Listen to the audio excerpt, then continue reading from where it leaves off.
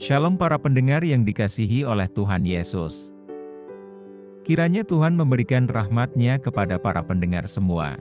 Sebentar lagi kita akan mendengarkan pembacaan Alkitab audio dalam versi bahasa Indonesia sehari-hari. Siapkan hati saudara. Roma pasal 5. Hasil pembenaran. Sebab itu, kita yang dibenarkan karena iman, kita hidup dalam damai sejahtera dengan Allah oleh karena Tuhan kita, Yesus Kristus. Oleh Dia kita juga beroleh jalan masuk oleh iman kepada kasih karunia ini. Di dalam kasih karunia ini kita berdiri dan kita bermegah dalam pengharapan akan menerima kemuliaan Allah. Dan bukan hanya itu saja, kita malah bermegah juga dalam kesengsaraan kita, karena kita tahu bahwa kesengsaraan itu menimbulkan ketekunan, dan ketekunan menimbulkan tahan uji, dan tahan uji menimbulkan pengharapan. Dan pengharapan tidak mengecewakan, karena kasih Allah telah dicurahkan di dalam hati kita oleh Roh Kudus yang telah dikaruniakan kepada kita. Karena waktu kita masih lemah, Kristus telah mati untuk kita orang-orang durhaka pada waktu yang ditentukan oleh Allah. Sebab tidak mudah seorang mau mati untuk orang yang benar, tetapi mungkin untuk orang yang baik ada orang yang berani mati. Akan tetapi Allah menunjukkan kasih-Nya kepada kita, oleh karena Kristus telah mati untuk kita, ketika kita masih berdosa. Lebih-lebih, karena kita sekarang telah dibenarkan oleh darah-Nya, kita pasti akan diselamatkan dari murka Allah.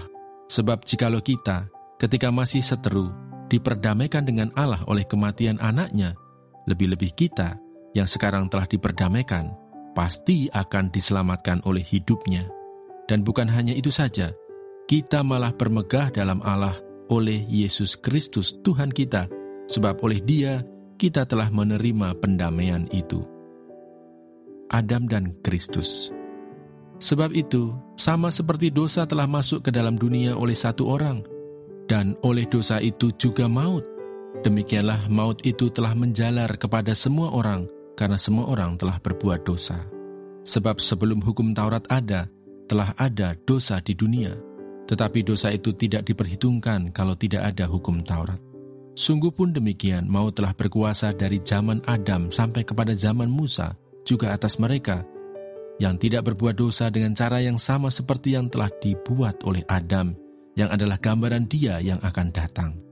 Tetapi karunia Allah tidaklah sama dengan pelanggaran Adam, sebab jika karena pelanggaran satu orang semua orang telah jatuh di dalam kuasa maut, jauh lebih besar lagi kasih karunia Allah dan karunia-Nya yang dilimpahkannya atas semua orang karena satu orang, yaitu Yesus Kristus. Dan kasih karunia tidak berimbangan dengan dosa satu orang, sebab penghakiman atas satu pelanggaran itu telah mengakibatkan penghukuman, tetapi penganugerahan karunia atas banyak pelanggaran itu mengakibatkan pembenaran.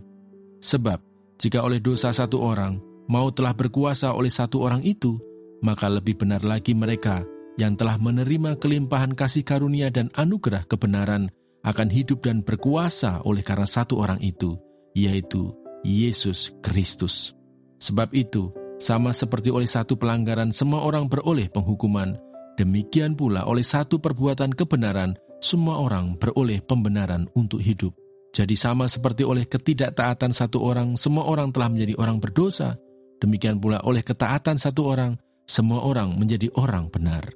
Tetapi hukum Taurat ditambahkan, supaya pelanggaran menjadi semakin banyak, dan di mana dosa bertambah banyak, di sana kasih karunia menjadi berlimpah-limpah, supaya sama seperti dosa berkuasa dalam alam maut, demikian kasih karunia akan berkuasa oleh kebenaran untuk hidup yang kekal, oleh Yesus Kristus, Tuhan kita. Terima kasih Bapa di surga untuk firman-Mu hari ini. Berkati kami semua supaya kami mengerti isi hati-Mu. Terima kasih para pendengar semua, kiranya Tuhan memberkati. Dan jangan lupa untuk share dan subscribe.